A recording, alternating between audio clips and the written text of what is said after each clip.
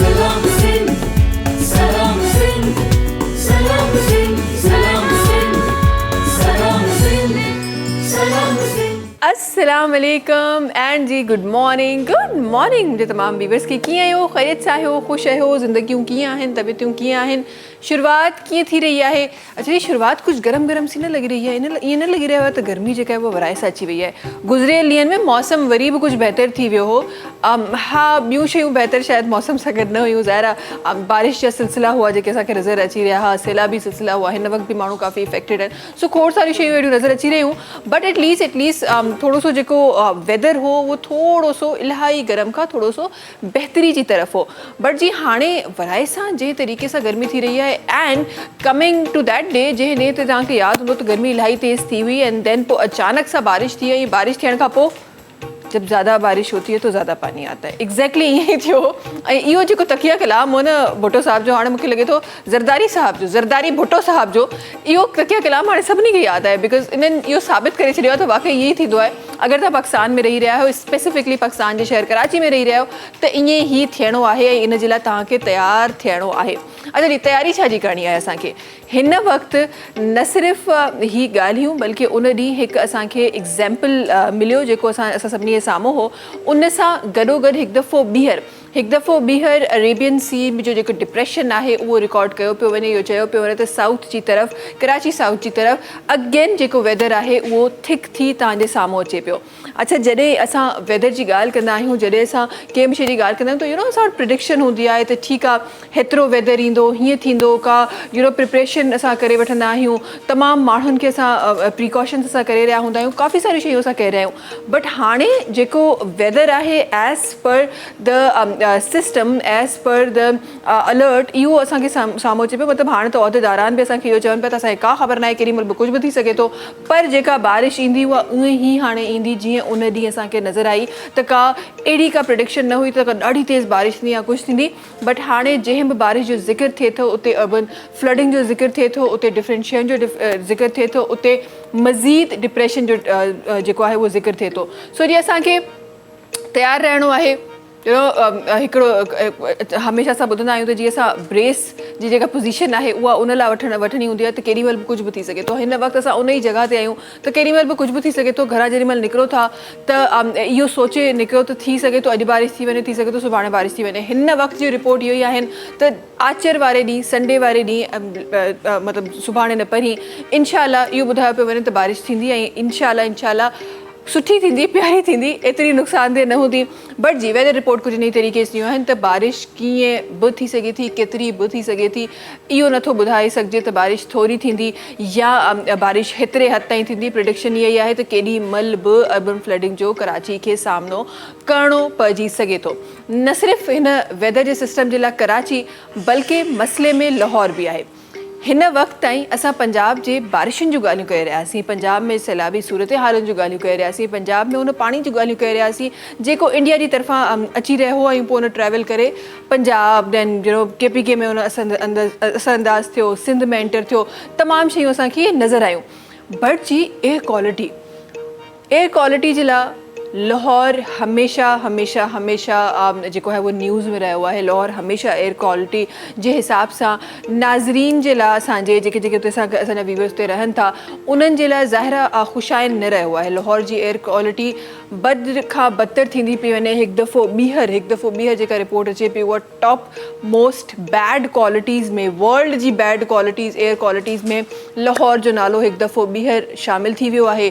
ऐं इन नाले जे शामिलु थींदे ई तमामु उहे फ़िक्रात, तमामु उहे मामलात बि शामिलु थी विया आहिनि जेके ज़ाहिर तव्हांजी जेका ज़िंदगी आहे, ऑन गोइंग लाइफ आहे, उन ते बि असरअंदाज़ थी सघनि था। त जी तमामु उहे माण्हू जेके लाहौर में रहनि था, हाणे हवा खे त तव्हां किथां नथा रोके सघो, बट एटलीस्ट तव्हां अहिड़ा नेचुरल अमल करे पंहिंजी सराउंडिंग जी जेका हवा आहे उनखे ज़रूरु बहितर करे सघो था। पंहिंजे घरनि में का अहिड़ी प्लांटेशन करे जेको प्लांट तव्हांखे ऑक्सीजन ॾे, इन तरीक़े जूं शयूं करे, तव्हांजी जेका डाइट आहे उनखे वधीक सुठो करे, ॿाहिरि जेको उहो खाधो जेको स्ट्रीट फूड्स आहिनि जंहिं ते तमामु पोल्यूशन बि वञी रहियो आहे उन खां बची तव्हां पंहिंजी सिहत खे 100% न सही पर कुछ % ज़रूर बहितर करे सघो था। अच्छा जी, इन सां गॾोगॾु वरी जॾहिं ॻाल्हि कजे थी ही त उहे वेदर जूं या एयर क्वालिटीज़ जी ॻाल्हि थी वियूं, पर जी हिते जॾहिं मां ॻाल्हि कयां तमामु उन्हनि शयुनि जी जेके आलमी शयूं जेके हली रहियूं हुयूं, ग्लोबली जेके असां शयूं हली रहियूं हुयूं, PM साहब कुझु काफ़ी टाइम खां जेके आहिनि उहे ज़ाहिर डिफरेंट दौरनि ते हुआ, इंटरनेशनल हिकु विज़िट ते हुआ, डिफरेंट शयूं जंहिंमें असांखे डिफरेंट शयूं बि नज़र आयूं। गज़ा जे लाइ कुझु बहितरी वारा जेके अमल हुआ उहे बि असांखे उते नज़र आया। बट उन सां गॾोगॾु वरी हिन वक़्तु PM साहब जी जेका आहे उहा वापसी बि थी वई आहे। तमामु माण्हुनि उन्हनि खे ॾाढो सुठे तरीक़े सां वेलकम बि कयो आहे। प्लस जेके जेके मुआहिदा जेके जेके शयूं उतां करे आया आहिनि, ज़ाहिर हाणे उन्हनि जो बि कमु जेको आहे उहो स्टार्ट थींदो, उन जे बारे में शयूं बि स्टार्ट थींदियूं। गॾोगॾु वरी जॾहिं असां डोनाल्ड ट्रम्प जी ॻाल्हि कयूं था, हमेशह उन्हनि जी जेके ॻाल्हियूं आहिनि उहे हेडलाइंस में रहंदियूं आहिनि। हुननि जो हिकु कॉन्फिडेंस जेको पोहनि ॾींहंनि बि असां ॻाल्हायो त गज़ा जे ख़िलाफ़ु जेके बि शयूं हली रहियूं आहिनि, इसराइली वज़ीर आज़म बि उते विया ऐं डोनाल्ड ट्रम्प जेके आहिनि उन्हनि सां मीटिंग कई, डिफरेंट ॻाल्हियूं थियूं, डिफरेंट ॻाल्हियूं साम्हूं बि आयूं, तमामु शयूं थियूं। बट उन खां पोइ अॼु वरी हिकु ॿी ख़बर जेका आहे उहा जेका आहे उहा गर्दिश करी रही आहे मार्केट में, त डोनाल्ड ट्रम्प साहब हिकु दफ़ो ॿीहर इन ॻाल्हि जी यकीन दहानी कराइण जी कोशिशि कई आहे त 7 जंगूं मां ख़तमु कराए चुको आहे, शायदि गज़ा जी जंग 8 हूंदी। सो इहा हिकु प्यारी ॻाल्हि आहे, हिकु सुठी ॻाल्हि आहे ऐं असांजी दुआ आहे त जीअं उहे चई रहिया आहिनि ईअं ई हुजे। ऐं हीउ जेको मसइलो असांजे प्यारनि ते असांजा ई भाइर आहिनि, असांजियूं भेनरूं आहिनि, असांजा ई उहे नंढा नंढा ॿार आहिनि, उहे सभु असां में हिकु आहिनि जेके तकलीफ़ में आहिनि। ऐं एज़ पर डोनाल्ड ट्रम्प त ही उहा 8हीं जंग आहे जेका इनशाला उहे इन खे बि ख़तमु कराईंदा ऐं मामलात जेके आहिनि उहे सुकून जी तरफ़ वेंदा, उहे पीस जी तरफ़ वेंदा, जेको नालो ट्रम्प साहब जो हमेशह हूंदो आहे जेको नालो। अच्छा, इन सां गॾोगॾु वरी असां इहे बि शयूं ॾिसूं, थोरो सो उन ते बि डिस्कस मां करणु चाहियां थी। इहे बि शयूं असां ॾिठूं त गज़ा जी तरफ़ जेका एड वेंदी हुई, गज़ा जी तरफ़ जेके माण्हू उन में न सिर्फ़ु पाकिस्तान जा माण्हू, न सिर्फ़ु मुस्लिम, बल्कि डिफरेंट ह्यूमन एक्टिविस्ट, डिफरेंट जेके आहिनि उहे एक्टिविज़म सां तालुक़ु रखंदड़ माण्हू, डिफरेंट सियासत सां तालुक़ु रखंदड़ माण्हू, उहे हिन काफ़ी टाइम खां सालनि खां वञी रहिया आहिनि।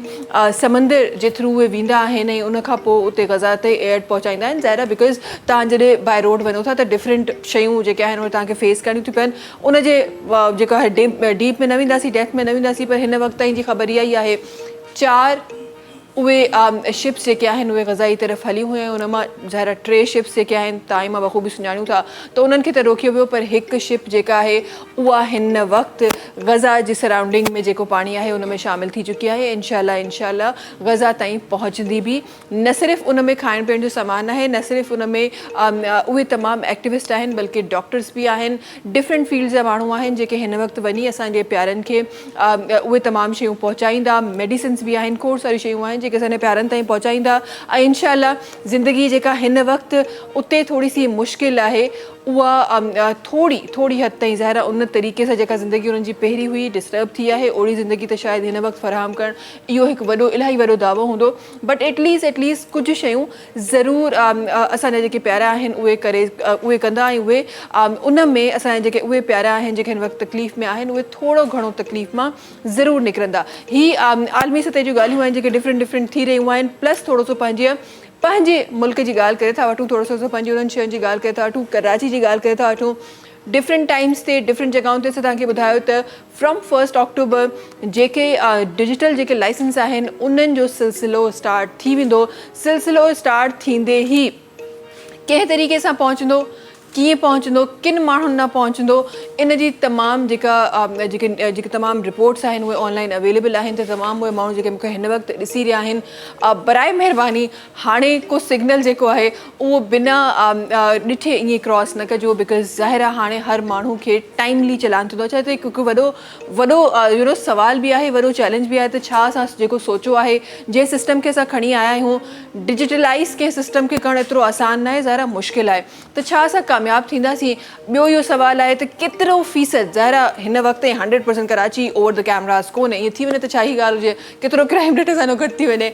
But talking about the facts असांजो कराची ज़ाहिर आहे 100% कैमरास जी नज़र में ना आहे त कहिड़ा उहे एरियाज़ आहिनि जेके कैमरास जी नज़र में आहिनि या कहिड़ा उहे एरियाज़ आहिनि जेके न आहिनि कहिड़ो कहिड़ो एरिया कवर थिए थो कहिड़ो कहिड़ो एरिया नथो कवर थिए ऐं जेकॾहिं जेको एरिया कवर नथो थिए छा उते उहो ई पुराणो चालान करण जो जेको सिस्टम आहे उहो थींदो कीअं थींदो इहा अञा ताईं असांखे ख़बर न आहे ही ज़ाहिर अॻियां अॻियां जॾहिं टाइम ईंदो तॾहिं तॾहिं असांखे ख़बर पवंदी बिकॉज़ जेको हिकु नॉर्मल हिकु नॉर्मल रूटीन असांखे ख़बर आहे त चालान हिकु ईअं अजीब सी डिवाइस हूंदी आहे उन में ईअं कुझु फीड थींदो आहे ऐं चालान मिली वेंदो आहे हीअ नॉर्मल हिकु प्रैक्टिस हूंदी जेका असांजे वटि थींदी हुई पर हाणे त शायदि उन्हनि जो कॉन्ट्रैक्ट बि ख़तमु थी विया सो असांजे जेके ट्रैफिक पुलिस ऑफिसर आहिनि उन्हनि वटि उहो बि डिवाइस न आहे त पोइ कंहिं तरीक़े सां शयूं थींदियूं कंहिं तरीक़े सां न थींदियूं वक़्तनि फ़वक़्तनि तव्हांखे ॿुधाईंदा रहंदासीं हिन वक़्त ताईं पर इहो ज़रूरु ॿुधाईंदमि त जेके मेन शाहराहूं आहिनि स्पेसिफिकली कराची जूं उन्हनि शाहराहुनि ते तव्हांखे सिग्नल्स बि फॉलो करणा आहिनि ट्रैफिक रूल्स बि फॉलो करणा आहिनि बिकॉज़ उहे शाहराहूं हाणे अगरि उन्हनि ते का ट्रैफिक जी ख़िलाफ़ वर्ज़ी थी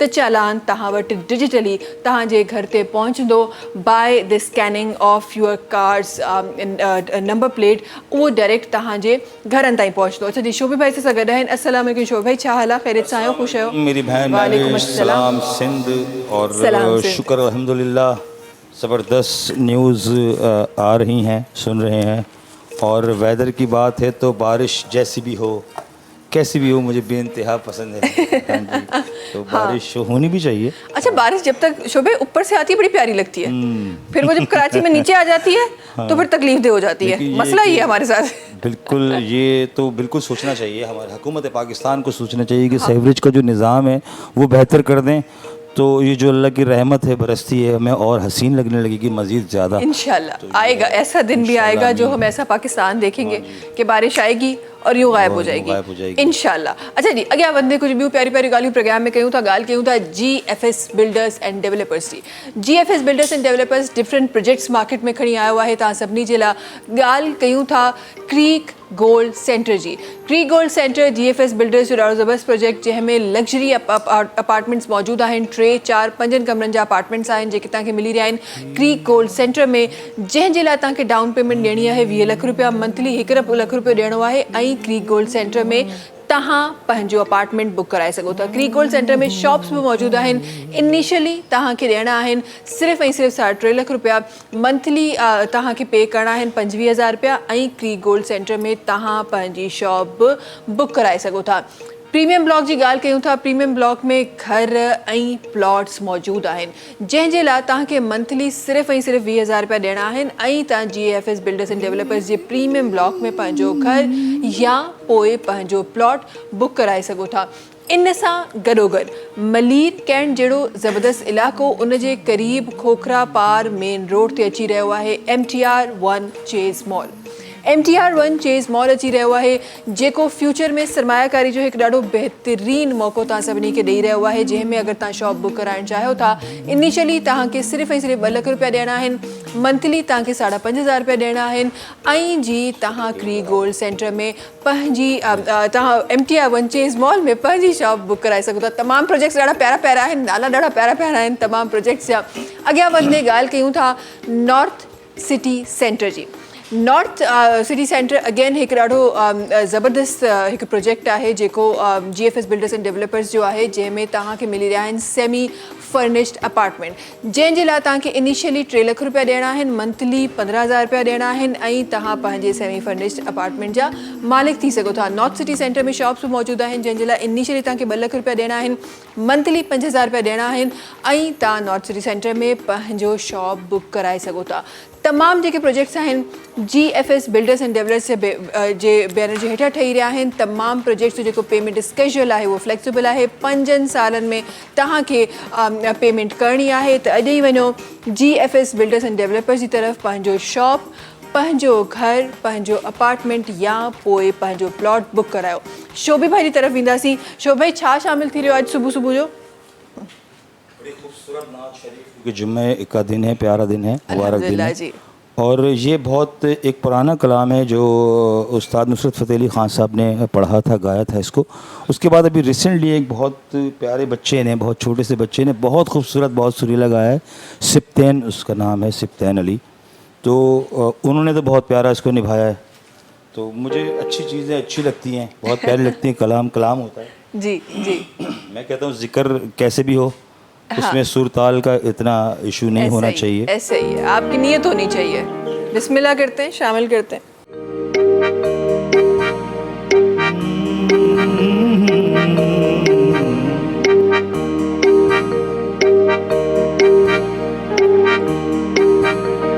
मदीने वाले का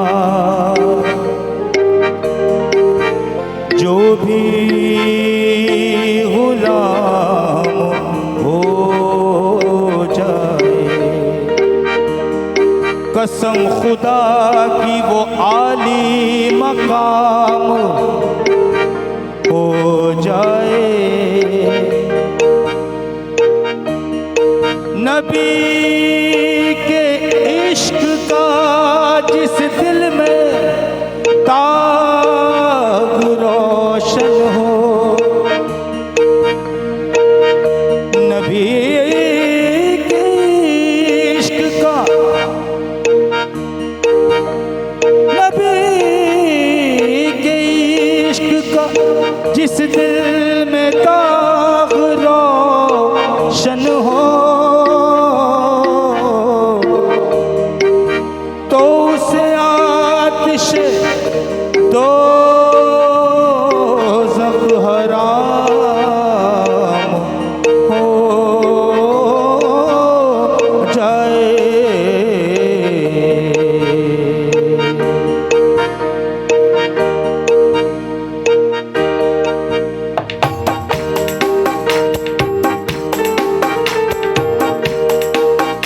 मेरे दिल में इश्क़े हजूर है, मेरे दिल में इश्क़े हजूर है। मैं जहाँ मैं सबसे अमीर हूँ, मेरे दिल में इश्क़े हजूर है। मेरे दिल में इश्क़े हजूर है, मैं जहाँ मैं सबसे अमीर हूँ। मेरे दिल में इश्क़े हजूर है, मैं जहाँ मैं सबसे अमीर हूँ। मुझे ताजदारी से गर्ज क्या, मुझे ताजदारी से गर्ज क्या, मैं दरे नबी का फ़कीर हूँ। मेरे दिल में इश्क़े हजूर है।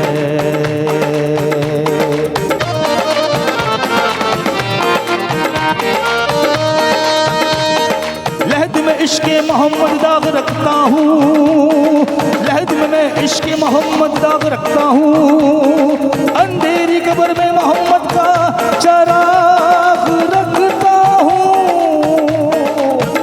मेरे दिल में इश्क़े हजूर है।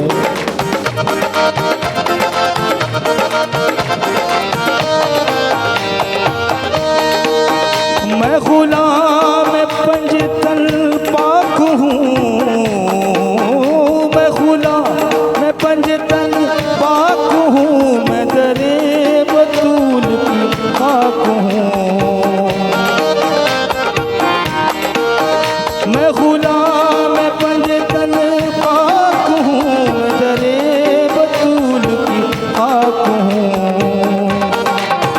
मैं हसन हुसैन का हूँ गदा,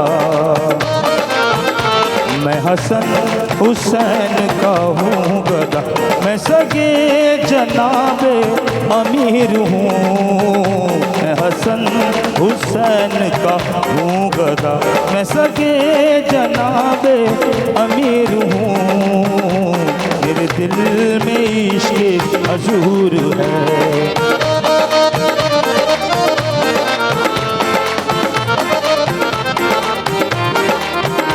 खालिक ने मुझको मेरी तरफ से सिवा दिया, खालिक ने मुझको मेरी तरफ से सिवा दिया। सरमायादार ने इश्क़ मोहम्मद बना दिया।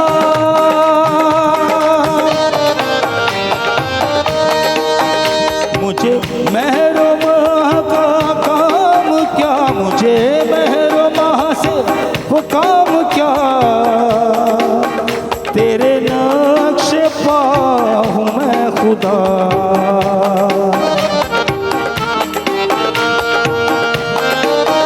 मुझे महरमा से वो काम क्या,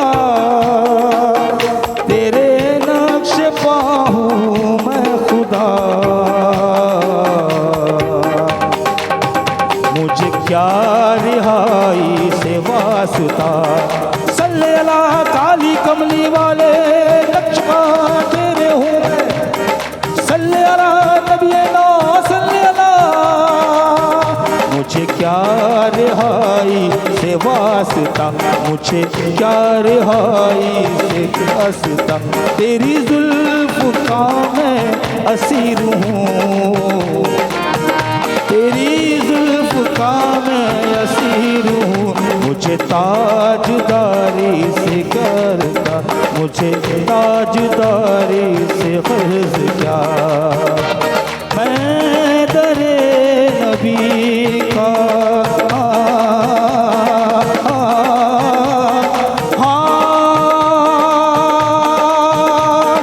काली कमली वाले मेरे कमली वाले, काले कमली वाले मेरे कमली वाले, मुझको भी कभी तो मदीने में बुला ले या रसूल अल्लाह। मेरे दिल में इश्क़े हजूर, मेरे दिल में इश्क़े हजूर, मेरे दिल में इश्क़े हजूर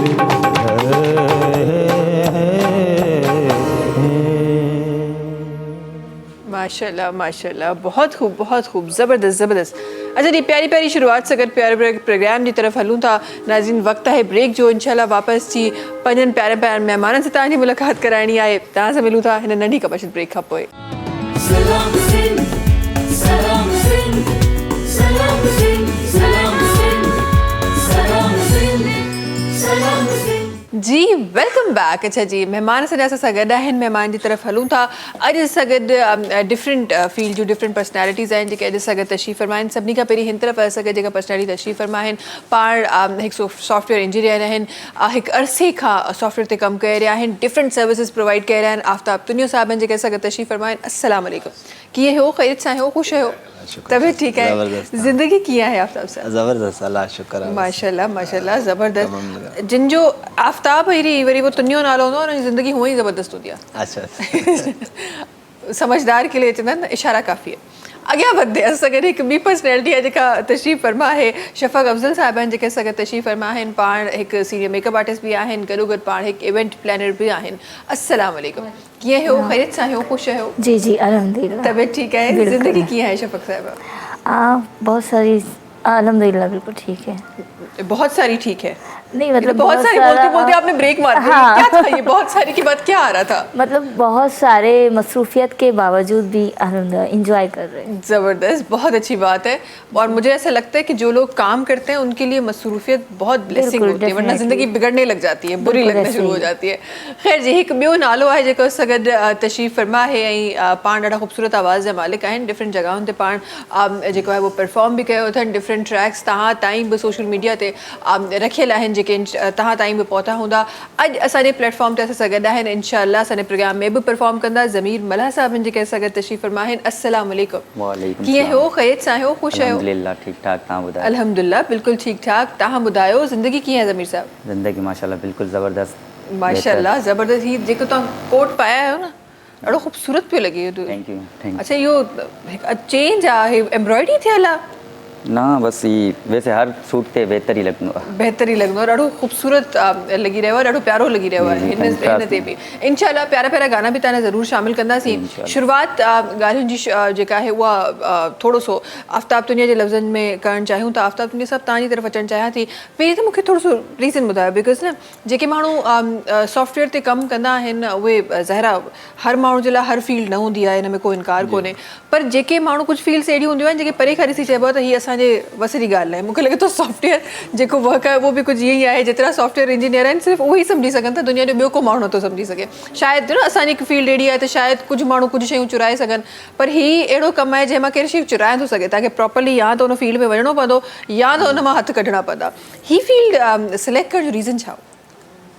सिलेक्ट बेसिकली मुंहिंजो शौक़ु हुयो नंढाप खां वठी, त पहिरियों त इंजीनियरिंग ते हुयो, वरी पोइ मां थोरी रिसर्च कयमि, त वरी मां कंप्यूटर साइड ते मुंहिंजो जेको आहे सो डेवलपमेंट वधीक थी वई।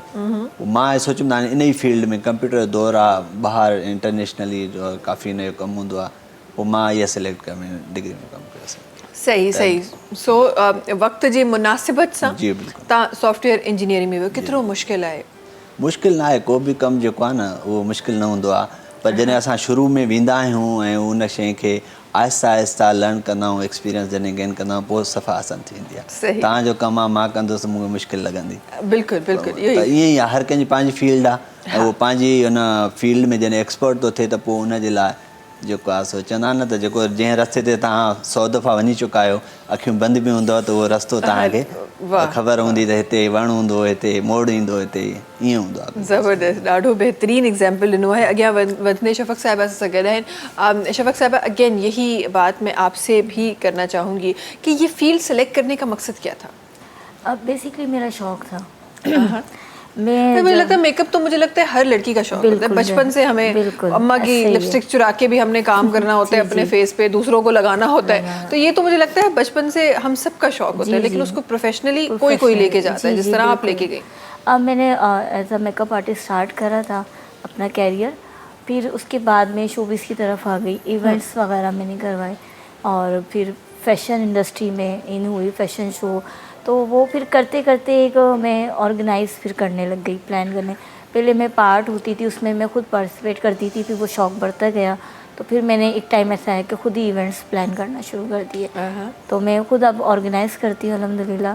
ब्राइडल शो है, फैशन शो है वो, और सेकंड फिर मैं कोऑपरेटिव पे काम करती हूँ, ग्लोबल बिजनेस नेटवर्किंग पे, तो वो मेरा पूरा एक प्लेटफॉर्म है, तो वो बहुत मतलब इंजॉय करती हूँ काम को। सही सही, बहुत अच्छी बात है। अच्छा, कि मुश्किलात आती हैं बिकॉज इवेंट ऑर्गेनाइज करना, प्लान करना छोटी बात नहीं है, आपको 10 चीज़ों को देखना पड़ता है, और कभी कोई टाइम पे नहीं आ रहा, कभी कुछ नहीं आ रहा, कभी गाड़ी ख़राब हो गई है किसकी, कभी कुछ। हमने बड़ा भागते दौड़ते देखा है इवेंट ऑर्गेनाइजर्स को, तो मुश्किल नहीं आती कभी? मुश्किल है, इजी तो कोई भी काम नहीं होता, लेकिन अगर आप ठान ले तो हो जाता है, क्योंकि एक पूरी टीम को लेके चलना आपको पता है, और फिर इवेंट्स एक बहुत बड़ा होता है, तो वो आपकी रिस्पॉन्सिबिलिटी होती है। स्ट्रेस तो होता है, बट ये कि ऑल द अराउंड ठीक हो जाता है, एंड में मज़ा आता है। ज़बरदस्त। बस वही बात होती है कि आप जिस फील्ड में हैं, अगर आप उस फील्ड को आप इंजॉय कर रहे हैं तो आप कामयाब है। असां वटि नॉर्मली आफ्ताब साहब इहो ई थींदो आहे, असांजे घरनि में त असांखे जंहिं फील्ड जो असांखे शौक़ु हूंदो आहे, असां उन फील्ड में वञी कोन सघंदा आहियूं, डिफरेंट रीज़न जी वजह सां। असां कमु ॿियो कुझु करे रहिया हूंदा आहियूं, पर पसंदि ॿियो कुझु करे रहिया हूंदा आहियूं, पर अगरि ॿई शयूं असांजी पसंदि सां थी वञनि त ज़िंदगी ईअं लॻंदी आहे त सफल थी वई आहे। हा, पैशन ई प्रोफेशन अगरि गॾु मिली वञे असांखे त ज़िंदगी ईअं लॻंदी आहे त सफल थी वई आहे। ईअं ई आहे। अच्छा, हिते जॾहिं सॉफ्टवेयर हाउसिस जी ॻाल्हि कजे थी, सॉफ्टवेयर इंजीनियरिंग जी ॻाल्हि कजे थी, सॉफ्टवेयर वर्क जी ॻाल्हि कजे थी, जेको डिफरेंटली थी रहियो आहे, थोरो सो पंहिंजे नाज़रीन जे लाइ वधीक इन खे इलैबोरेट करणु चाहियां थी मां, ऐं थोरो सो मां ॼाणणु चाहियां थी त छा छा थी रहियो आहे व्हेन वी से सॉफ्टवेयर, त उन में छा छा थी रहियो आहे ऐं छा छा सर्विसिस अवेलेबल हूंदियूं आहिनि? ॾिसो, हाणे जेको हे जेको 2024-25 जो जेको दौरु आया, हाँ AI जो है तमाम घणो फास्ट ग्रोइंग जो आहे, हर कंपनी का न का एप्लीकेशन को सिस्टम AI में ठाए थी, उहा पोइ सेल करे थी, माण्हू उनखे यूज़ कनि था। तो AI जे तरफ़ तमामु घणो माण्हू, इवन जेको आहे असांजी डेवलपमेंट जेका असां हाणे पहिरियों जेका बि कंप्यूटरी शइ आहे न, जे हिकिड़ियूं शयूं पहिरियों हूंदियूं मैनुअल माण्हू कंदा हुया, पर कंप्यूटर आया, सॉफ्टवेयर आया, उहे मैनेज पिया कनि डेटा हुन में। त हाणे जेको जेके बि शयूं कंप्यूटर में मैनेज थियनि थियूं, उहे उन कंप्यूटर में मैनेज कंदा, पर उहे डेवलपमेंट थो करे, को उनखे यूज़ थो करे, मुख़्तलिफ़ शयूं ह्यूमन जेको एफर्ट्स करणी हूंदी, हाणे उन ह्यूमन एफर्ट्स खे AI रिप्लेस थी करे। जेके शयूं मतिलबु इवन एस ताईं त असां डेवलपर आहियूं, त डेवलपर बि रिप्लेस थियनि था। हिकिड़ो उन में AI कमु करे थी, त AI तव्हां एज़ अ डेवलपर तव्हांजो कोड लिखंदी, code assistant AI assistant code चइबो आहे हिनखे त AI जो काफ़ी रुझान वधी रहियो आहे फ्यूचर में त अलाए छा थींदो ख़बर न आहे पर अल्लाह ख़ैर करे। ह्यूमन एफर्ट्स जेके आहिनि सही। अच्छा, जॾहिं असां सॉफ्टवेयर सर्विसिस जी ॻाल्हि कंदा आहियूं त आम माण्हू जे ज़हन में या आम जेको स्मॉल बिज़नेस ऑनर आहे उन जे ज़हन में सिर्फ़ु ज़ाहिर वेबसाइट क्रिएट करणु या मैनेज करणु या इनवॉइसिस जो जेका अवेलेबिलिटी या इहे तमामु शयूं सिर्फ़ु असांखे ओसि ताईं अचनि थियूं। छा हिन खां वधीक बि कमु थी रहियो आहे? ॾिसो लेवल उहा छा आहे हाणे जेकॾहिं कंहिं ऑर्गेनाइज़ेशन जो असांखे को ERP management data management system ठाहिणो आहे त उन में त उन पूरे जेको असां पहिरियों पेपर वर्क हूंदो हुओ जेके बुक्स ते शयूं लिखंदा हुया रिकॉर्ड सेव कंदा हुया या गवर्नमेंट इदारनि में वॾा वॾा फाइल पिया हूंदा हुया त उनखे असां कन्वर्ट कयोसीं एज़ अ सॉफ्टवेयर सॉल्यूशन में मैनेजमेंट इंफॉर्मेशन सिस्टम या ERP जंहिंखे चऊं त उहा रिक्वायरमेंट ते डिपेंड थो करे हाणे जेकॾहिं कंहिं कंपनी जी इहा रिक्वायरमेंट आहे त असांजे डेटा मैनेज करिणो आहे त उन्हनि खे ERP हिकिड़ो सिस्टम हुजे कंहिंखे वरी हाणे जेको फ्यूचर तव्हांखे जीअं मां ॿुधायां AI जो दौरु आहे त कंहिंखे अहिड़ियूं शयूं आहिनि जेके ऑटोमेशन था कनि त बाबा हीअ शयूं त असांजूं हलनि थियूं पर हिनखे अञा ह्यूमन एफर्ट्स जेके आहिनि उनखे ऑटोमेशन करे ऐं AI यूज़ कयूं ऐं उन में जेको आहे सो ऑटोमेटिक कमु पाण थिए माण्हू घटि कमु कनि उन में त इहे शयूं उन में अञा इम्प्लीमेंट वधीक हर सिस्टम में थियनि थियूं। ज़रूरु हुन AI ते बि आप ज़रूरु ज़िक्र कबो बिकॉज़ हे बि हिकु मूंखे लॻे थो वॾो बहस आहे त जेके शयूं ह्यूमनाइज़ जेके शयूं आहिनि उहे थी रहियूं आहिनि या कंप्यूटराइज़ थी रहियूं आहिनि त उन्हनि ते बि ज़रूरु उन बैलेंसिंग जी ॻाल्हि कयूं कंदासीं इंशाल्लाह प्रोग्राम में अॻियां वधी बट उन खां पहिरीं तव्हांजी तरफ़ अचणु चाहींदमि ऐं थोरो सो उन सफ़र जे बारे में ज़रूरु चाहींदमि त लफ़्ज़ शामिल थियनि जो एक मेकअप आर्टिस्ट का सफ़र शुरू हुआ था। मेकअप आर्टिस्ट तो मुझे लगता है बहुत एक वास्ट फील्ड है, आप उसको सिर्फ एक चेहरे पे ख़त्म नहीं कर सकते। मेकअप आर्टिस्ट में इससे बहुत ज़्यादा ब्रांचेस हैं, वो ज़ाहिर आती हैं और जाती हैं। तो मुझे ये बताएं कि जब आप एज अ मेकअप आर्टिस्ट आप ग्रो करने लगी तो उससे फिर इवेंट ऑर्गेनाइजेशन पे जाना ये एक ज़रा एक डिफरेंट फील्ड थी जो सामने आई। मेकअप आर्टिस्ट का काम 10 लोगों को डील करना नहीं होता, वो एक को कर ले तो बहुत बड़ी बात होती है। तो ये जो शिफ्ट था ये क्यों था और ये शिफ्ट कैसे हुआ? जब मैं मेकअप आर्टिस्ट की फील्ड में थी तो हमारे पास इवेंट्स के लिए आती थी, मतलब हमें इवेंट्स में ब्यूटिशियंस कोई नीड होती है, आपको पता है ब्राइडल शो है, तो वो मैं जाती थी वहाँ पे अटेंड करती थी। तो जब मैं देखती थी तो मुझे अच्छा लगता था, तो पहले मैंने उसमें पार्टिसिपेट किया खुद, और जो है जब सारा ऑल ओवर मैंने देखा तो मुझे फिर ये हुआ कि ये मैं भी कर सकती हूँ और मुझे करना चाहिए। तो वो उसमें मेरा फिर मेकअप भी तो कॉम्प्रोमाइज हुआ ना, जो आपका बचपन से शौक था। बिल्कुल, लेकिन वो मेरी फील्ड वही, क्योंकि देखिए आप फैशन इंडस्ट्री में आप आते हैं तो मेकअप के बगैर फैशन अधूरा है, ये बात है। तो फिर वो मैंने अपनी एक टीम बनाई और आहिस्ता आहिस्ता उसको ग्रो करा। फिर एक वक्त आया कि फिर ऑर्गेनाइज़ करने पे मैं आ गई। पहले मेरी एक टीम होती थी जो जस्ट हम मेकअप आर्टिस्ट की ही टीम हमारी होती थी, इवेंट्स में हम लोग जाते थे। फिर ऑल ओवर मैंने इवेंट्स ऑर्गेनाइज़ करना शुरू कर दिया, मतलब जिन लोगों के साथ मैं काम करती थी फिर उनकी मैं कॉम्पिटिटर बन गई। सही सही।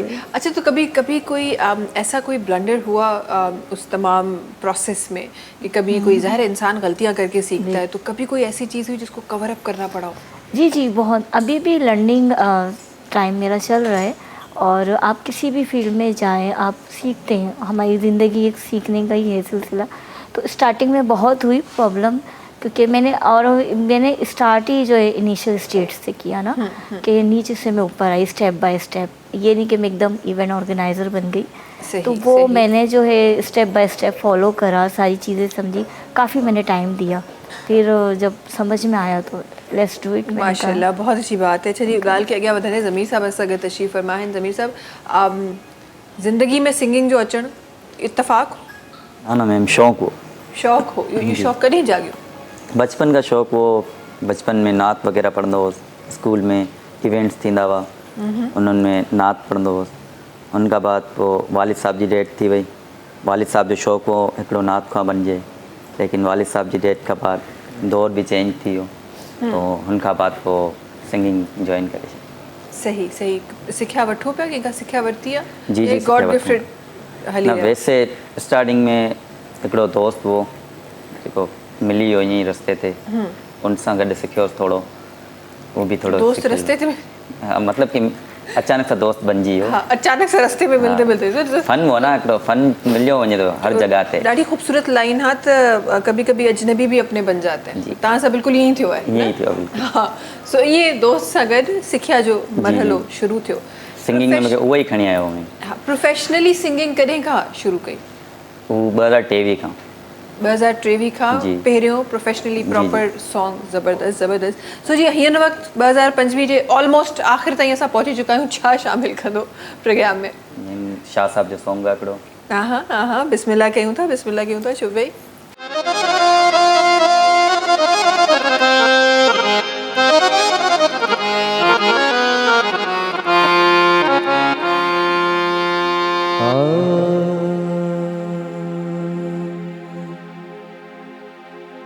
इश्क के शाबास हुजे जंहिं तो सां मिलायो आहे बहार ज़िंदगीअ में अची वई इश्क के शाबास हुजे जंहिं तो सां मिलायो आहे बहार ज़िंदगीअ में अची वई इश्क के शाबास हुजे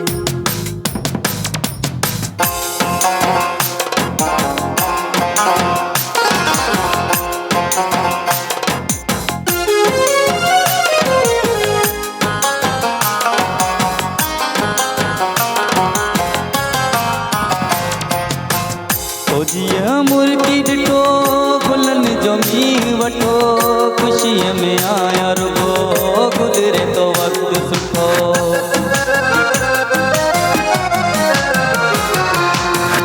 तो जीअं मुर्गी ॾिठो गुलनि जो मींहुं वठो ख़ुशीअ में आया रुगो गुज़रे तो वक़्तु सुठो किसो मुलाक़ातुनि जो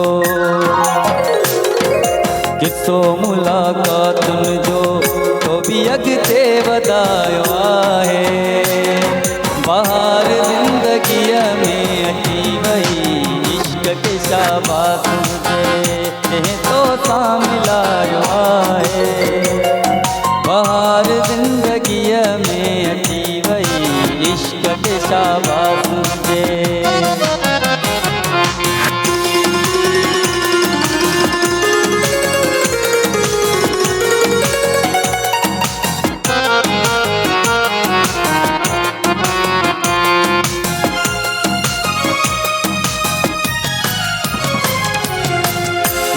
ॾेई छॾियो डोले मिठा मिठा बोल बोले मूं बि कई दिलि हवाले दिलि भर दिलि खोले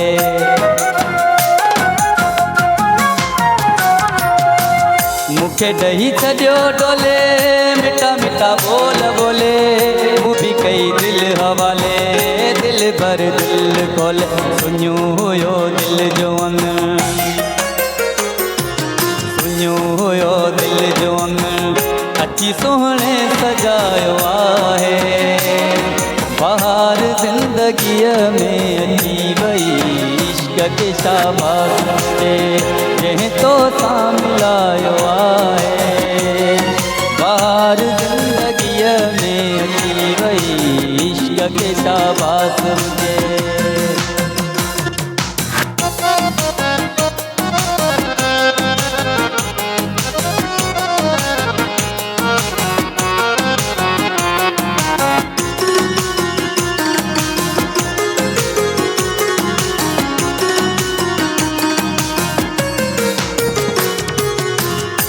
एहसान कयो मुंहिंजो आबाद खुलियो शाह मोहम्मद सां मिठो हथ ॾेई हथ में हलियो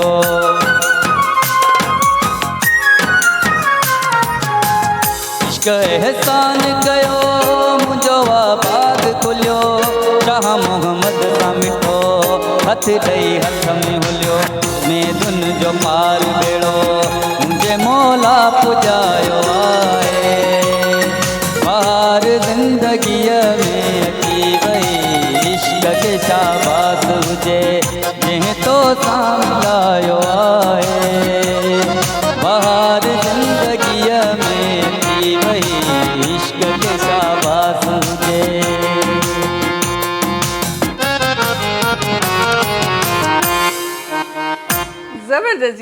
ज़बरदस्त इन ई गाने सां गॾिजी वक़्तु आहे ब्रेक जो तव्हां सां मुलाक़ात कयूं था नंढी कमर्शियल ब्रेक खां पोइ सलाम सिंध सलाम सिंध सलाम सिंध सलाम सिंध सलाम सिंध सलाम सिंध जी वेलकम बैक जी खोड़ सारियूं ॻाल्हियूं प्रोग्राम में शामिल कयूं पिया अच्छा कुझु देरि पहिरीं असां AI जी ॻाल्हि करे रहियासीं असां ज़ाहिरा उहा शइ जेका मैनुअली पहिरीं थींदी हुई पहिरीं जेको ह्यूमन उनखे पूरो क्रिएट कंदो आहिस्ते आहिस्ते टेक्नोलॉजी जीअं जीअं वधंदी वई असां डिफरेंट उन ते अची वियासीं ऐं हाणे त नज़र इहो अचे पियो त हाणे जेका वेब डेवलपमेंट बि आहे तमामु शयूं बि आहिनि उहे बि AI ई करे रहियो आहे फ्यूचर लॻे थो को ख़तरे में आहे हिकु इहा बिल्कुलु इहा ॻाल्हि आहे फ्यूचर जेको आहे मुख़्तलिफ़ हाणे जीअं शोभा हूंदा आहिनि उन्हनि में रिप्लेस थींदियूं रहंदियूं आहिनि शयूं त जेको हे AI आई आहे इहा काफ़ी शयुनि खे रिप्लेस करे थी जीअं मां तव्हांखे चयुमि त वीडियो मेकिंग थी वई फोटोशॉप थी वियो ग्राफिक डिज़ाइनिंग थी वई ऐं कॉन्टेंट क्रिएशन जेको हूंदो हुयो असांजा कॉन्टेंट क्रिएटर वेठा हूंदा इहे रिप्लेस थी वेंदा इवन डेवलपमेंट में बि काफ़ी फ्यूचर में अॻिते हली थी सघे थो डेवलपमेंट बि AI करे अच्छा नॉन टेक्निकली पहिरियों त टेक्निकली जेको डेवलपमेंट कंदो हाणे नॉन टेक्निकली AI यूज़ करे एप्लीकेशन ठहे थी अच्छा मूंखे ॿुधायो फॉर एग्ज़ाम्पल हाणे हिकु आम एग्ज़ाम्पल था असां वठूं आम माण्हू आहिनि उनखे सॉफ्टवेयर जी तरफ़ वञिणो आहे हिन फील्ड में वञिणो आहे हाणे फॉर एग्ज़ाम्पल उहो हिकु कंपनी खोले रहियो आहे उन कंपनी जे लाइ बीइंग ऑन द फैक्ट त हिन वक़्तु AI आहे AI छा छा करे सघे थो तव्हां खां बहितर मुंहिंजे ख़्याल में केरु नथो सुञाणे त हाणे मूंखे ॿुधायो त हिकु इंडिविजुअल जेको सॉफ्टवेयर जो महारत रखे थो सॉफ्टवेयर इंजीनियर आहे उहो हिकु कंपनी खोले थो इहे सर्विसिस ॾियण जे लाइ सॉफ्टवेयर जी सर्विसिस ॾियण जे लाइ हुनखे घणनि माण्हुनि जी ज़रूरत आहे उहो डिपेंड तव्हां हिकु माण्हू खां पोइ पाण खां स्टार्ट करे बेसिकली ऐं हुनखे अगरि क्लाइंट मिले थो त वधीक पोइ टीम खे एक्सपेंड करे उहो त हिकु चलो हिकु उहा अलॻि ॻाल्हि आहे न त तव्हांखे केतिरो क्लाइंट थो मिले तव्हां केतिरो मिनिमम शुरू करे 3-4 माण्हू बि हुजनि को मुख़्तलिफ़ 3-4 माण्हू कहिड़ा मतिलबु जीअं तव्हां चओ कॉन्टेंट क्रिएटर रिप्लेस थी वियो आहे बिज़नेस डेवलपमेंट थी वियो जेको क्लाइंट सभ खां पहिरियों सॉफ्टवेयर अगरि असां हाउस ठाहियूं था त उन में असांखे खपे त असांखे क्लाइंट कीअं मिलंदो ठीकु आहे त उन जे लाइ हिकिड़ो बिज़नेस डेवलपर रखे हिकिड़ो डेवलपमेंट साइड ते रखे पाण शयुनि खे मैनेज करे सही ठीकु आहे सो विदिन 3 पीपल असां हिकु कंपनी बिहारे सघूं था असां ऐं इन खां पहिरीं हाणे अॼु खां 10 साल पहिरीं जी अगरि ॻाल्हि कजे त केतिरा माण्हू स्टार्ट कंदा हिकु कंपनी उन में केतिरनि माण्हुनि जी शुमालियत हूंदी त इन खां मुंहिंजे ख़्याल में स्टार्ट त ईअं ई माण्हू करणु खपे पोइ आहिस्ता आहिस्ता जेको आहे अॼु जे दौर में फास्ट ग्रोइंग थींदी आहे उन वक़्तु स्लो थींदी हूंदी उन वक़्तु स्लो थींदी आहे अॼुकल्ह जे दौर में अच्छा हीअ कंपनीज़ बि जेके आहिनि उहे नंबर जेको आहे उहो इलाही वधंदो पियो वञे हालांकि त असां इहो बिल्कुलु चऊं था त हाणे असां AI जे ज़ाहिरा सहारे ते अची विया आहियूं ऐं जेके शयूं असां पहिरीं प्रॉपर कंहिं प्रोफेशनल खां कराईंदा हुआसीं हाणे आम माण्हू बि वेही करे पियो एडिटिंग जी जीअं ॻाल्हि कजे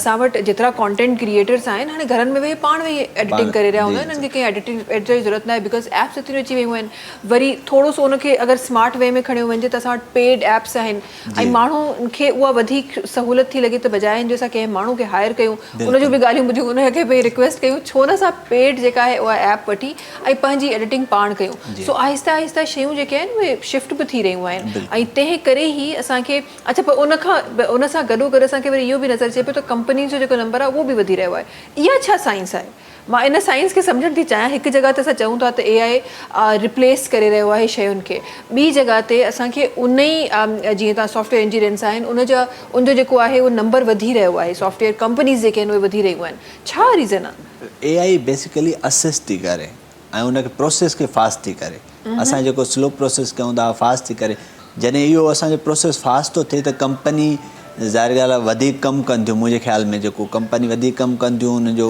वधीक कमु थो उन हिसाब सां बि इन में माण्हू ॾिसनि था त यार कंपनी खोलियऊं इन में कमु आहे इन में कमु असांजो थिए थो हिकिड़ो माण्हू कमु करे ऐं कमु न थिए त उनजो त बंदि थींदो कमु ऐं हिकिड़ो कमु खोले थो ऐं उनजो कमु हली थो पए पोइ मुख़्तलिफ़ तरीक़नि सां को डेवलपर हेल्प थो करे को AI हेल्प थी करे त पोइ जेकॾहिं उनजो कमु हली थो पए ऐं उनजो डाउन नथो थिए त पोइ उहा कंपनी सक्सेस थी थिए त सक्सेस रेशियो हाणे मुंहिंजे ख़्याल में वधीक बिल्कुलु ईअं ई आहे ऐं शायदि पहिरीं उहा अवेयरनेस बि असांखे न हूंदी भई हाणे ज़ाहिर हर शइ सोशल प्लेटफॉर्म्स ते अची वई आहे ऐं जॾहिं सोशल प्लेटफॉर्म्स ते अचे थी त उहा ग्लोबली माण्हुनि ताईं वञे थी इहो बि मूंखे लॻे थो हिकु वॾो रीज़न आहे त पहिरीं अगरि का कंपनी हूंदी उनखे जेको मैनुअली जेका प्रमोशन जी ज़रूरत पवंदी हाणे त माण्हू जेके वॾियूं वॾियूं वॾियूं कंपनीज़ आहिनि जेके पहिरीं असांखे वॾा वॾा बिल बोर्ड्स ऐं वॾियूं शयूं जेके आहिनि उहे नज़र ईंदियूं, हाणे उहे बि आहिस्ता आहिस्ता सोशल प्लेटफॉर्म्स ते शिफ्ट पिया थियनि पंहिंजी प्रमोशन जे लाइ, ऐं आहिस्ता आहिस्ता असां टेक्नोलॉजी खे ईअं जेको आहे ईअं असां यूज़ करे रहिया आहियूं। जॾहिं ॻाल्हि कजे थी टेक्नोलॉजी जी, ज़ाहिर आहे टेक्नोलॉजी असां तव्हां मां बख़ूबी सुञाणूं था त गुज़िरियल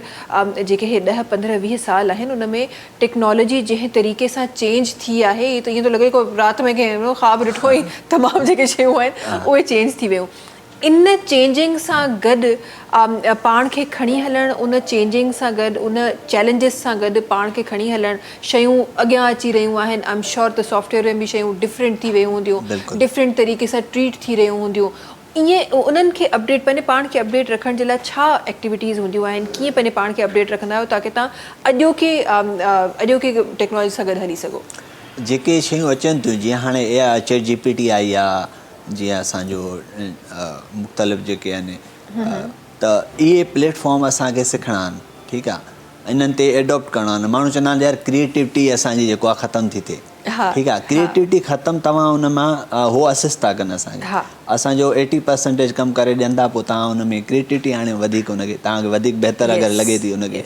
ऐं जीअं हाणे असांजी डेवलपमेंट जी, हाणे मां रिसेंटली हिकिड़ो एप्लीकेशन ॾिठमि कर्सर नाले सां, त उहा मां जॾहिं यूज़ कयमि मां चयो यार इहा त ज़बरदस्त बहितरीनु आहे। मां पंहिंजे हिकु सॉफ्टवेयर हाउस में अगरि 5 डेवलपर मां रखां थो ऐं उन्हनि खे जेकॾहिं 1.5 लख रुपया 2 लख रुपया सैलरी ॾियां थो, त उहो जेको कमु कनि था 5 डेवलपर, उहो कर्सर जेको आहे, उहे 5 डेवलपर जेकॾहिं महीनो कमु कनि कर्सर खां, उहो ई कमु मां एज़ अ 5 ॾींहंनि में वठां थो करे सघे थो। ज़बरदस्त, ठीकु आहे। ऐं कर्सर खे मां 2 लख पे कंदुसि, हुननि खे मां 10 लख रुपया, त पैसनि जी बि बचति थी वई ऐं जेको आहे टाइम जी बि बचति थी वई। हाणे मां सोचां त यार कर्सर यूज़ न कयां, हे त जेको आहे डेवलपर जे अगेंस्ट आहे, डेवलपर ख़तमु थींदा, ठीकु आहे, त मां एज़ अ कंपनी मूंखे त हेल्प थी मिले हुन ते, कर्सर यूज़ कयां त टाइम बि मुंहिंजो घटि थो थिए। इहे शयूं सिखजनि, इहे लर्न कजनि। हाणे कर्सर आयो आहे त कर्सर ते डीप में असां वञूं, उनखे लर्न कयूं। हालांकि इहो कर्सर हिकिड़ो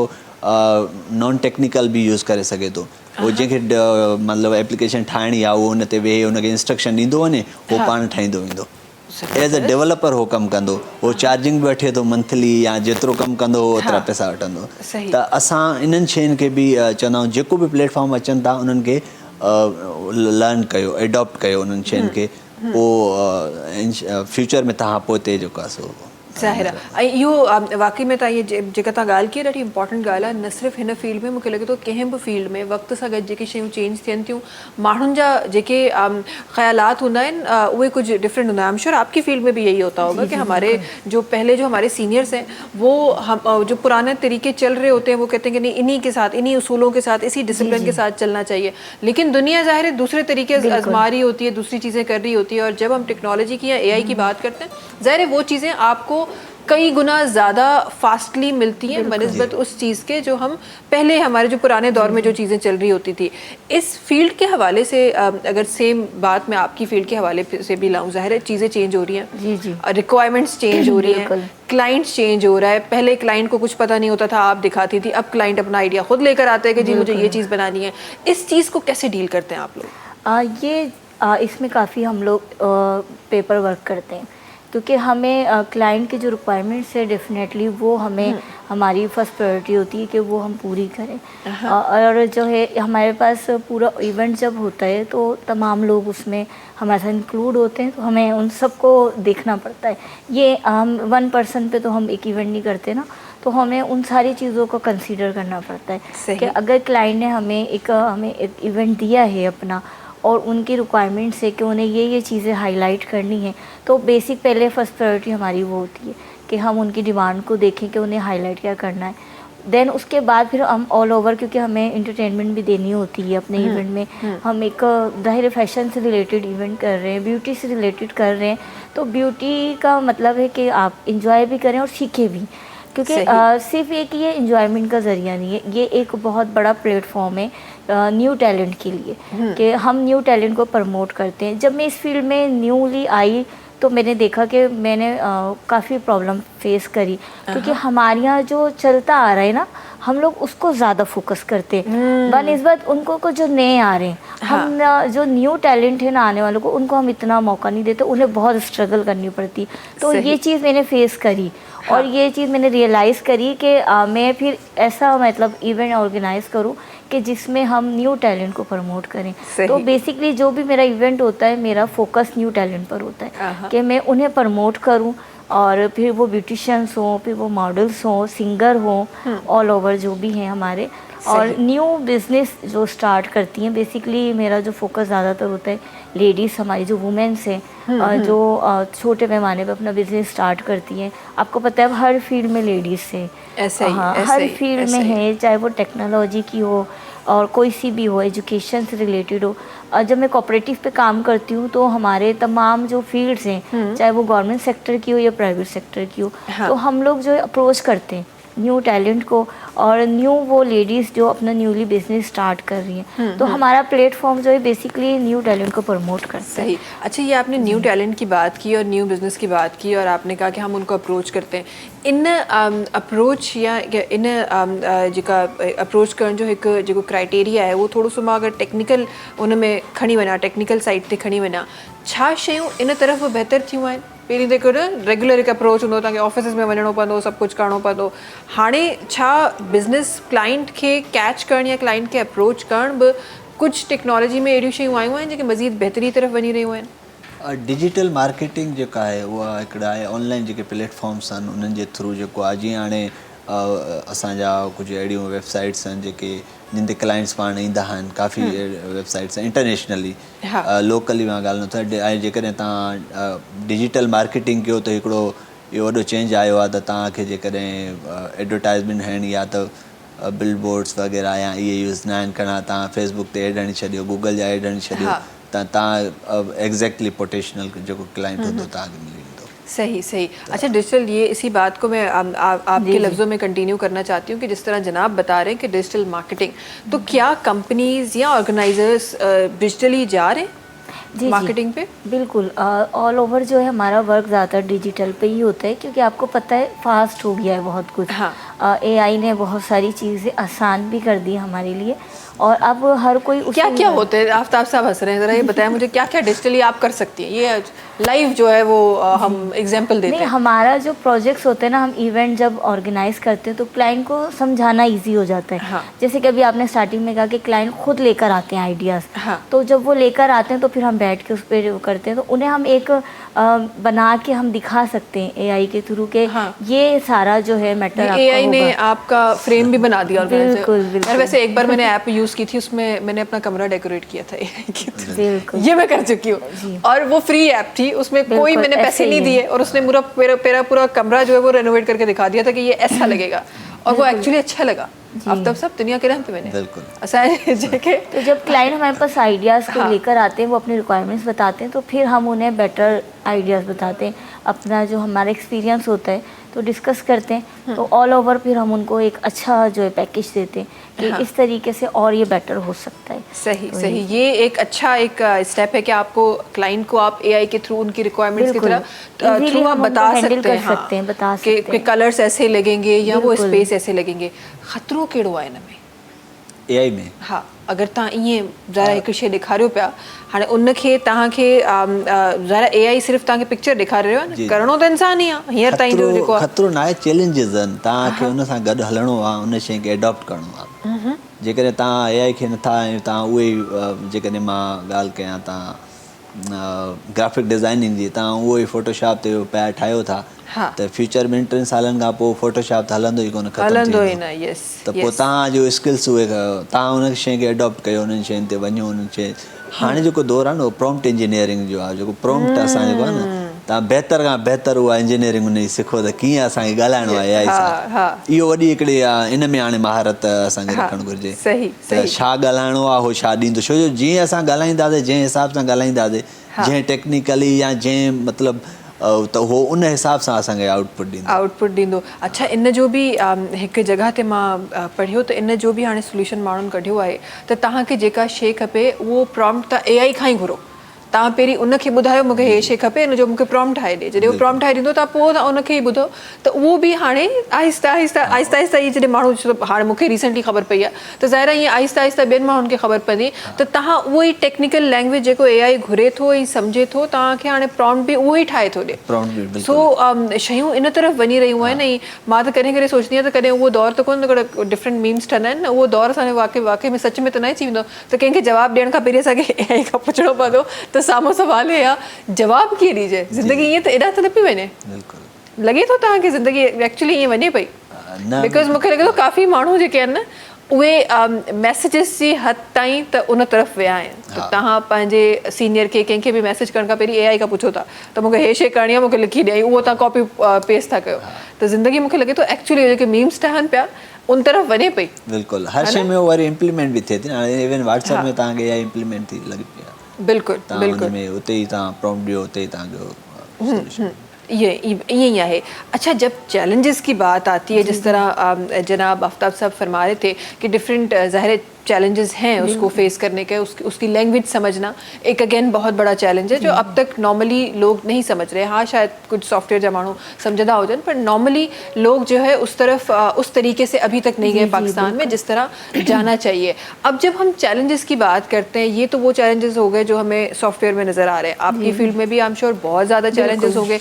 सबसे ज़्यादा चैलेंजिंग सेक्टर एक ऑर्गेनाइजर के लिए क्या होता है कि भाई ये जो फील्ड है ना इसको संभालना बड़ा मुश्किल है? मेकअप आर्टिस्ट भी संभल गया, मॉडल भी संभल गई, तो सबसे ज़्यादा चैलेंजिंग क्या होता है? जब ऑन ईयर हो जाता है ना हमारा इवेंट, तो ऑल ओवर जब सारी चीज़ें मैनेज करना वन बाय वन, सबको आपको पता है कराची है, बारिश हो जाती है, ट्रैफिक जैम हो जाता है, लोगों के आने में बहुत बदनाम हो गया कराची बारिश से वैसे इतनी प्रॉब्लम्स होती हैं। तो वो वन बाय वन हमने अपने सेगमेंट करने होते, तो फिर गेस्ट नहीं आए या मॉडल्स नहीं पहुंची, एक ये बहुत बड़ा टेंशन भी होता है, स्ट्रेस भी होता है, फिर कैसे मैनेज करना है।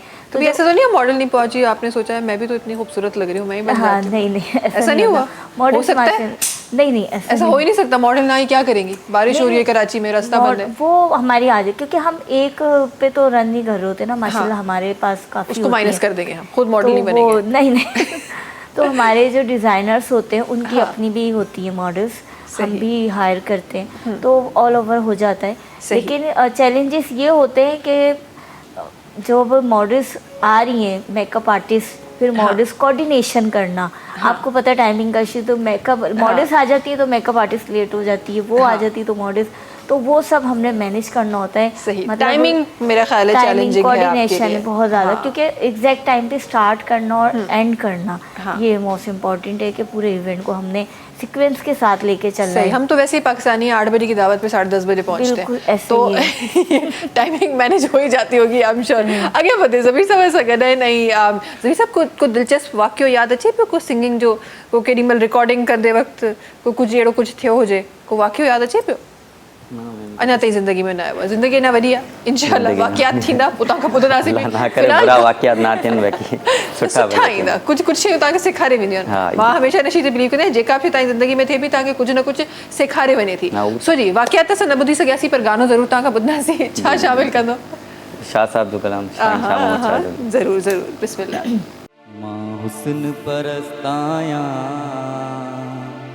ओ पंहिंजे कोल ते सताया, ओ सुहिणन सां चाहत मोहब्बत में मस्ताया। मां हुस्न परस्ताया ओ पंहिंजे कोल ते सताया, सुहिणन सां चाहत मोहब्बत में मस्ताया।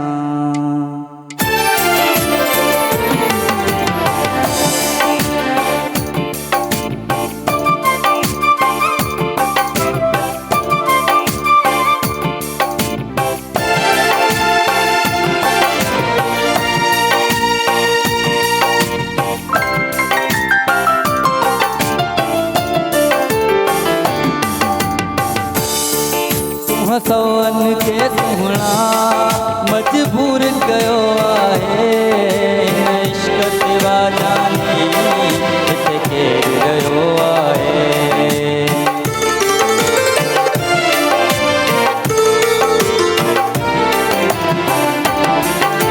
तव्हां सौवनि खे सुहिणा मजबूर कयो आहे इश्क सेवा जानी हिते केरु रहियो आहे हुसन वारे जो मां बि त भक्त आहियां सुहिणनि सां चाहत मोहबत में मस्त आहियां सुहिणनि सां चाहत मोहबत में मस्त आहियां मां हुस्न परस्त आहियां हो पंहिंजे कोल खे सख्त आहियां सुहिणनि सां चाहत मोहबत में मस्त आहियां सुहिणनि सां चाहत मोहबत में मस्त आहियां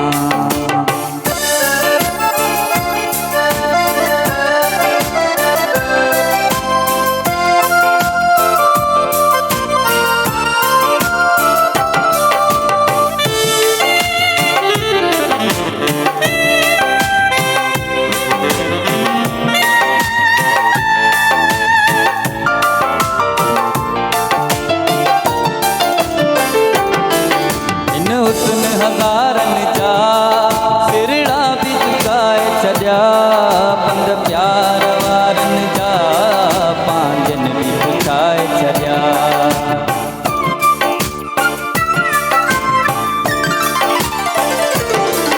हिन हुस्न हज़ारनि जा सिरड़ा बि झुकाए छॾिया पंध प्यार वारनि जा पंहिंजनि बि पुछाए छॾिया समझे थो हुस्न वारो मां इश्क अलस्त आहियां समझे थो हुस्न वारो मां इश्क अलस्त आहियां सुहिणनि सां चाहत मोहबत में मस्त आहियां सुहिणनि सां चाहत मोहबत में मस्त आहियां हुस्न परस्त आहियां हो पंहिंजे कोल में सख्त आहियां सुहिणनि सां चाहत मोहबत में मस्त आहियां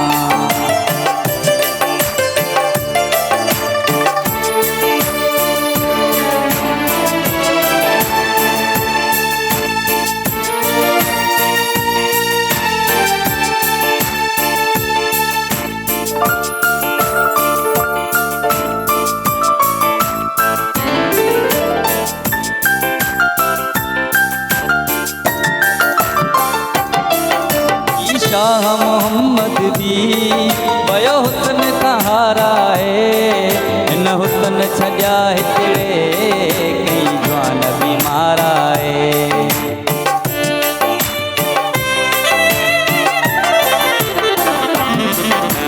शाह मोहम्मद भी वयो हुस्न सहारा है हिन हुस्न छॾिया हिकिड़े कई जवान बीमार आहे मारे पिया मारींदा पर मां मोहबत आहियां मारे पिया मारींदा पर मां मोहबत आहियां सुहिणनि सां चाहत मोहबत में मस्त आहियां सुहिणनि सां चाहत मोहबत में मस्त आहियां मां हुस्न परस्त आहियां हो पंहिंजे कोल ते सख्त आहियां सुहिणनि सां चाहत मोहबत में मस्त आहियां सुहिणनि सां चाहत मोहबत में मस्त आहियां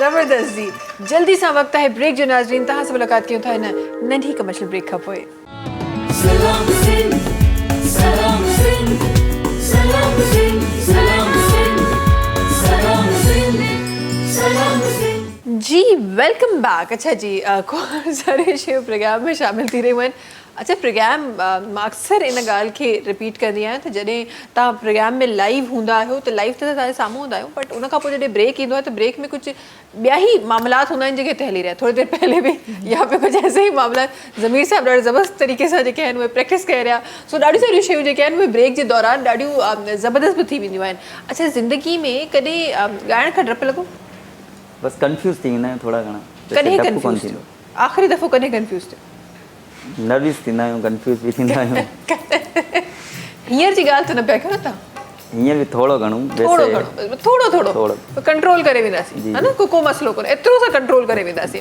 अच्छा कॾहिं का अहिड़ी को किथे तव्हां वेंदा हुजो रिकॉर्डिंग जे लाइ या किथे तव्हांजो गानो ईंदो हुजे ऐं कंहिं को अजीब सी ॻाल्हि करे छॾी हुजे, यादि आहे अहिड़ी का ॻाल्हि? हाँ बसि हीअ हिकिड़े दफ़ा शायदि कई हुई कंहिं स्टूडियो वारे कई। हा हा छा ॻाल्हि चई? सी हाणे जेको घर मां विड़ी अचे थो उहो सिंगर बणिजो वञे थो।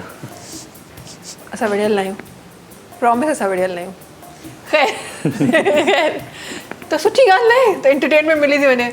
हरू भरू जो घर में माण्हू झगड़ा करे गाए न वञे स्टूडियोज में वञी। सही शो भाई आप इस बात को सेकंड करते हैं बजाय इसके कि आप घर में झगड़े करें, आप स्टूडियो में जाके गाना गाएं। अच्छी बात नहीं है ये, मुआशरा सुधर रहा है, बहुत अच्छी बात हो रही है। आप सब जाएं, सब जो भी घर में लेते हैं वो जाए और गाने गाए। कहाँ करें कुछ झगड़े वगड़े का वो सोचो कुछ स्टूडियो में वञण जो तव्हांखे त वञण जी ज़रूरत न आहे। ऐप खोलींदो तव्हांजो गानो उहो ई ठही वेंदो न, तव्हांखे त वञण जी ज़रूरत ई न आहे।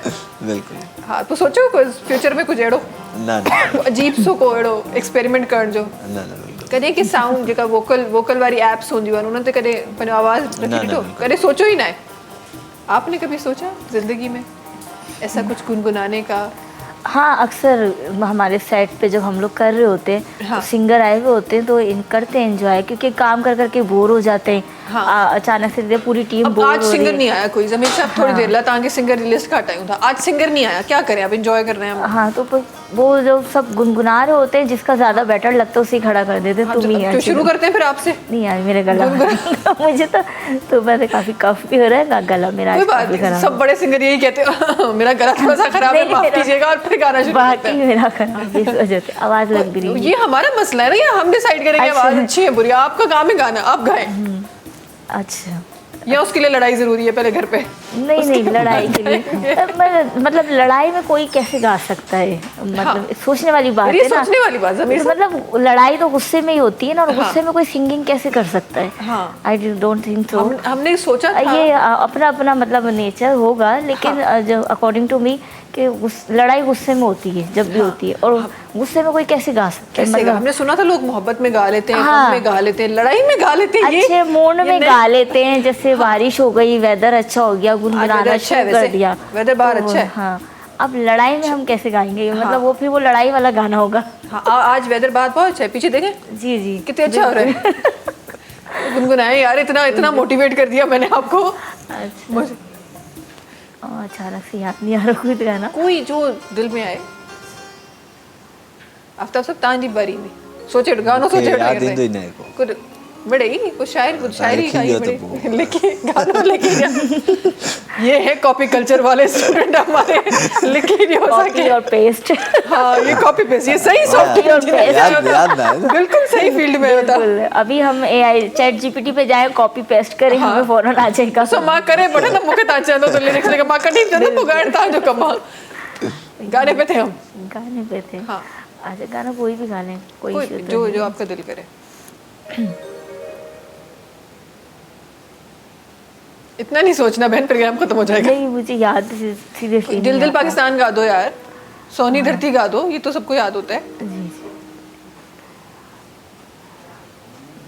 नहीं लाएंगे कोई सुरीला, हम सोच समझ के कोई सुरीला ही गाना गाएंगे हम। भी इसमें नहीं आ रहा एकदम अचानक से ना हाँ दिमाग में कोई, क्योंकि क्लासिकल सॉन्ग ज्यादातर वो होते देखो ना। मैंने कहा ना ये जहन में क्लासिकल नहीं आ रहा है, तभी जो डर लग रहा है गाते हुए। आप जरा 30 सेकंड्स आपको मिलते हैं, आप 30 सेकंड्स के अंदर कोई क्लासिकल। अच्छा मतलब मेरा गाना आप सुनेंगी लाजमी?